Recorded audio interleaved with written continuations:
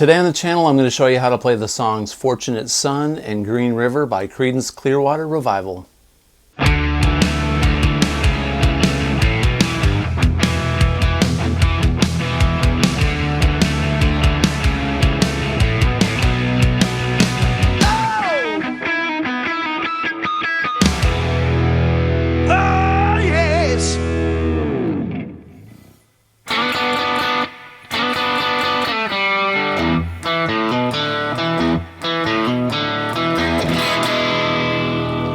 Yeah, man, Creedence Clearwater Revival, John Fogerty, good stuff, good stuff.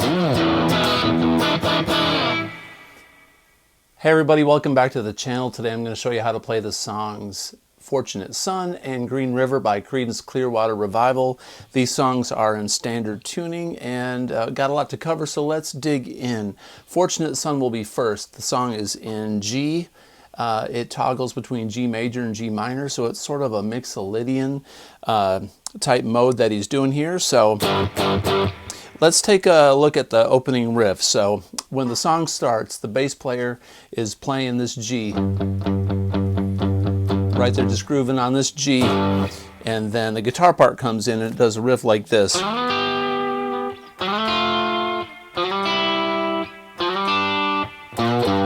Okay, so what I'm doing there is I'm up here on the 9th and the 8th fret. We're on the D and the B string.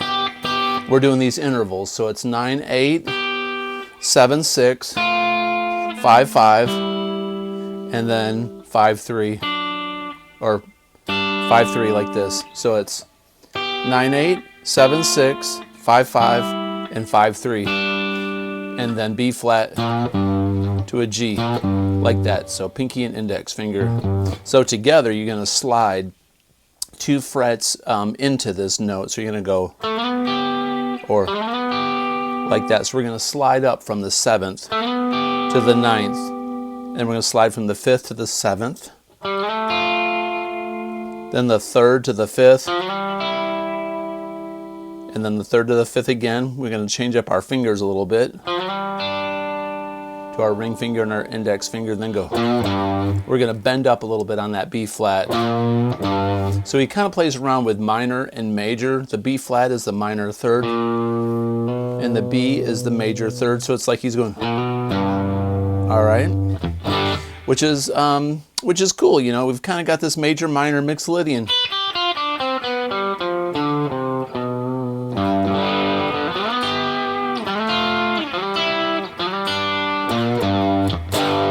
All right, cool, cool, cool.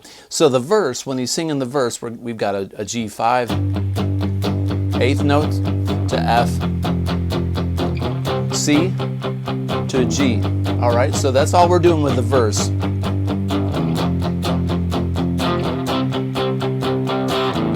Now during the chorus, he changes it up. He does a G5 to a D to a C, 5 to a G. So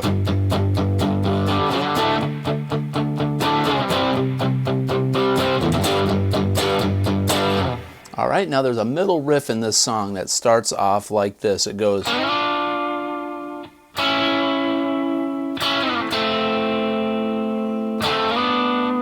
So we're going to be up here. All right, so what we're doing there is pretty much we're up here on the 6 and 7, the 7th on the G string and the 6th on the B, and then we're going to go chromatically down to 6 and 5, and then we're going to go. So we're going to hit this chord, this dyad, and we're going to slide it down. Same fingering, but we're going to be down on the 2nd and the 3rd, and then slide up to the 4th and the 3rd. So once again, it's 2, 3, 4, 1, 2, 3, 4, 1, 2, 3, 4. All right, so.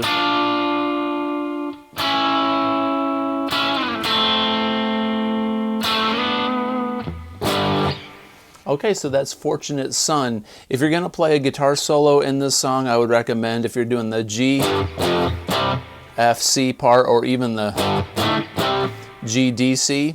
There's your pentatonic shape.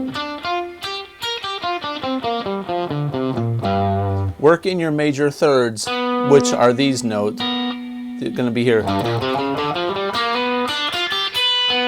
right here. So we're going to make that major third right there, and the major third here, and you can go down here. So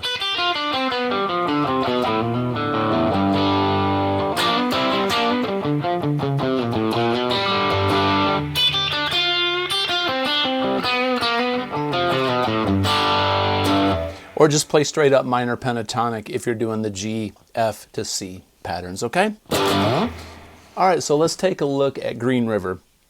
Green River is a little bit more complex when it comes to riffs. The song is in E, and he plays primarily around an E dominant 7 chord. So the CCR E dominant 7 chord can be played like this. It's like an E major, and we add the D right there on the 3rd fret on the B string. Or you can play this shape right up here, which is very prominent. So it's like taking a C7 chord, C dominant 7, but we're going to move it up here because our E's are right here, and open E's. So in this chord there's 4 E's, and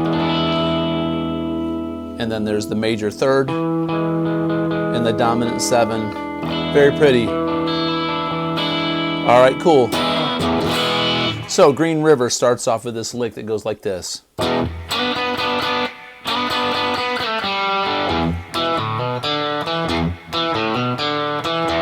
All right, so what we're going to do is we're going to hit this E very slightly. You can play a low E, or you can play like E, E5, and we're going to do this. We're going to do that 4 times. It's going to be on the 4th and the 3rd fret on the G and the B. We're going to slide into it. 1, 2, 3, 4. 1, 2, 3, 4. I'm sliding in that first time. Now I'm going to go slide from the 4th fret down to the 2nd on the G string, and then open G, and then open D, and then E. So, and then this lick. So I'm hammering on like that, but we're going to go like this. So if we go,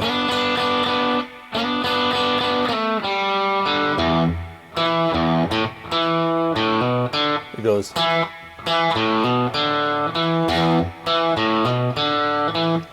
So once again after that,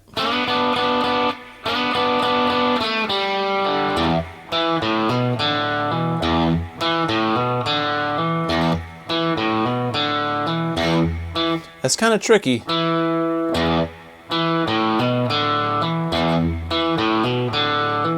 Lots of octaves. Then this hammer on. All right, so now there's this cool lick. During the verses, he's just jamming on an E, sometimes like an E7. And then he's got this lick that goes like this.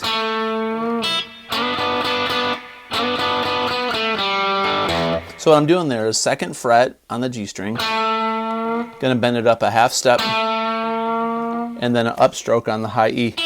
And you gotta be real punctuated, like that.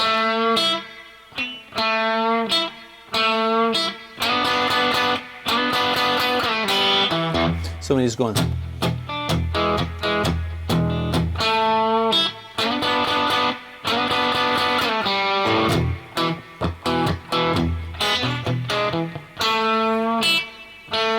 very cool. All right, so what he's playing off of is this E minor pentatonic, like there. And then a lot of times he'll go, then I'll make it major by putting that major 3rd in there. You can play the G to a G sharp. Just some insight on some CCR Fogerty type stylings. All right. Now there's another lick that goes. So what I'm doing there is I'm going to go I'm going to slide on the B string up to the 5th fret, which is an E. I'm going to play an open E at the same time. And then go. I'm going to go right down the pentatonic scale. Open E. I'm going to bend this 2nd fret on the G string slightly. So,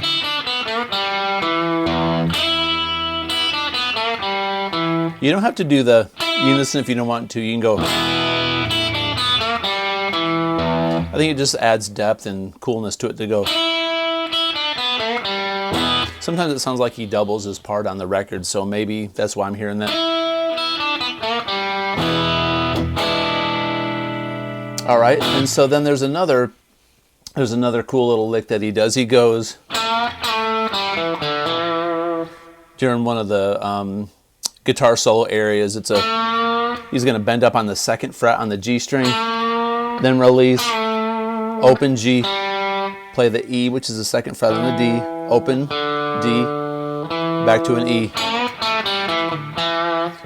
Fogerty played very minimalistic but cool stuff, so you've got to, the feel and the vibe and the location where these licks go is very important. Now when you're up in this position playing this E7 chord, you can also play it like, which is like going, if you want that open string feel, it's really snappy, but if you do it up here, it sounds a little bit warmer. And that's the 2nd lick that he does in there. He goes, and it sounds like he's up here because more than likely he's playing this E7 chord. All right, now there's another cool lick in there that goes.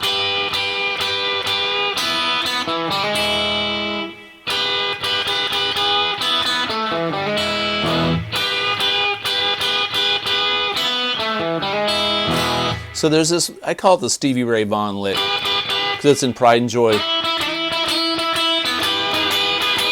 So what this lick comprises of is bending a G to a G sharp, making an E minor chord. Like there's an E minor chord right here, but if we take the top 2 notes, these, and bend up, we're going to get a major. So he's going to do this 4 times, and then E in the B string open, and then go. I'm going to go 2, 2 on the G and the D string, and then hammer on open to the 1st fret on the G, and then the high E string. So if you notice this E chord, this is very important. So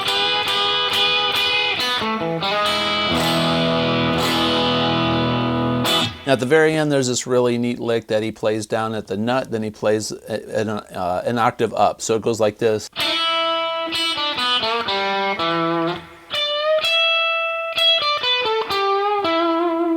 So this is that lick once again that goes down here, right down the pentatonic.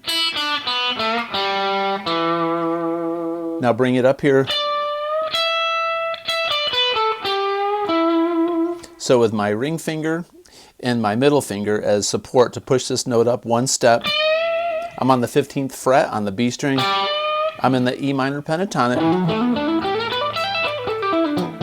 Okay, so I'm going to bend up on the 15th and then the 12th fret. And then go. I'm going to bend this 12th fret on the G string up half a step, which makes the major. Like,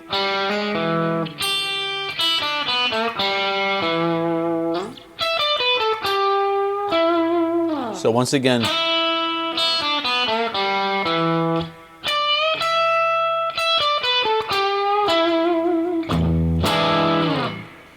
now during this song there's 3 positions for the pentatonic scale that are very important to know. The open position,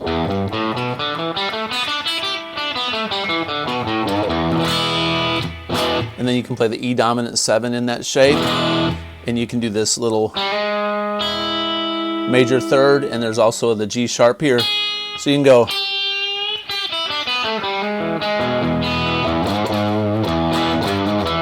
There's a G and a G sharp.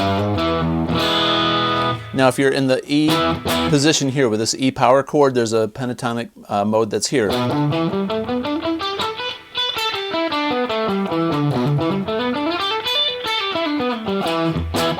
That shape.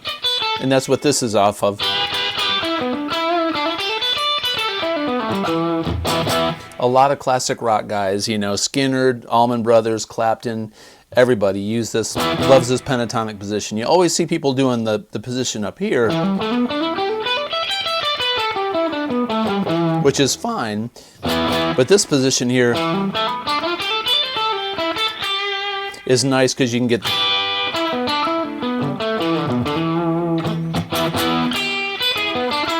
that kind of stuff. I encourage you to look throughout the neck and the fretboard and find your positions of the pentatonic minor scale, and it'll open up your playing. I've got some lessons on my channel that showcase that in E if you're interested, if you want to watch those videos. But you know, it opens up a lot of stuff for you, like in this position here.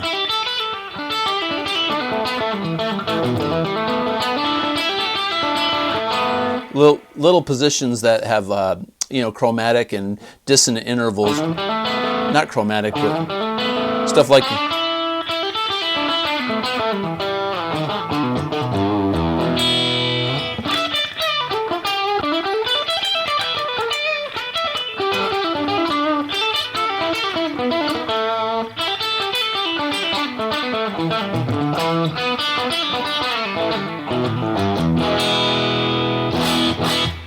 a little rusty today, a little bit out of shape, but that's kind of like how Eric Johnson and Bonamassa and those guys do those cascading licks. They play the same pentatonic scale, but in different positions.